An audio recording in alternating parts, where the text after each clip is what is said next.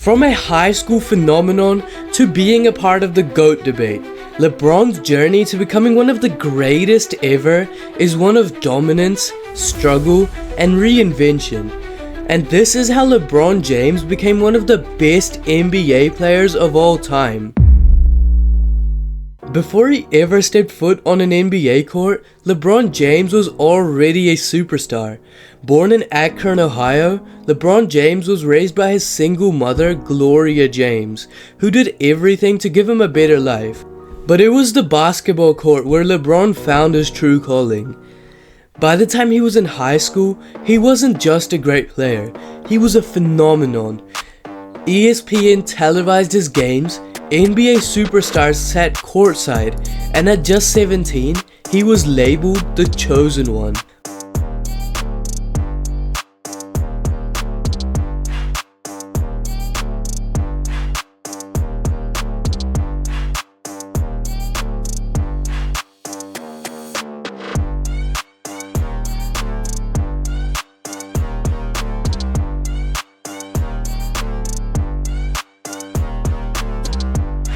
Most rookies take time to adjust, not LeBron.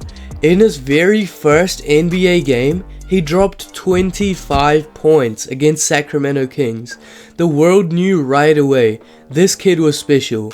He became the youngest player in NBA history to score 40 points in a game, won Rookie of the Year, and was already making Cleveland believe he could bring them a championship. But the stardom comes with expectations, and the world wanted more than highlights. They wanted rings. LeBron was putting up insane numbers, but something was missing. He wasn't winning when it mattered the most. In 2007, he dragged the Cavaliers to the NBA Finals, but they got swept by the San Antonio Spurs. Year after year, Cleveland fell short. No help, no rings. And in 2010, LeBron had a choice: stay loyal to the team that wasn't built to win, or take matters into his own hands. And then he made the decision. The answer to the question everybody wants to know. LeBron, what's your decision? In this fall, man, this is very tough. In this fall, I'm going to take my talents to South Beach and join the Miami Heat. Miami Heat.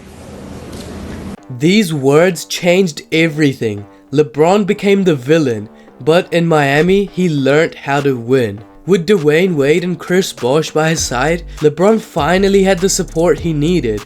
But success wasn't instant. In 2011, he crumbled in the finals against the Dallas Mavericks, and the hate only grew stronger. But what separates the great from the greatest is how they respond to the failure. LeBron came back even stronger, more focused, and in 2012, he finally won his first ring. And then in 2013, he did it again, back-to-back championships, including that legendary Game 6 comeback against the Spurs. At last, LeBron was a champion, but his story still wasn't over. After 4 years in Miami, LeBron had unfinished business. In 2014, he shocked the world again, this time by going back home to Cleveland. But something was different this time. He had the help he originally needed: Kyrie Irving and Kevin Love. In 2015, they lost to the Warriors. In 2016, they were down 3-1 in the finals. No one had ever come back from that deficit before. But LeBron, he wasn't just playing to win. He was playing for history. A 3-1 comeback, a championship for Cleveland, and the greatest finals performance of all time. After delivering a championship to Cleveland, LeBron had nothing left to prove, but he wasn't done yet. In 2018, he moved to the Los Angeles Lakers, determined to bring back their glory days. In 2020, in the NBA bubble, he led the Lakers to their 17th championship, 4 rings, 4 finals MVPs, and still dominating in his late 30s. And in 2023, he became the NBA's all-time leading scorer, a record that stood for nearly 40 years. At this point, the debate wasn't if LeBron was an all-time great, but if he was the greatest ever. From a kid in Akron to an NBA legend, LeBron James has done it all. He changed the game, redefined greatness, and inspired generations. Love him or hate him, there's no denying it. LeBron James is one of the greatest NBA players to ever touch a basketball.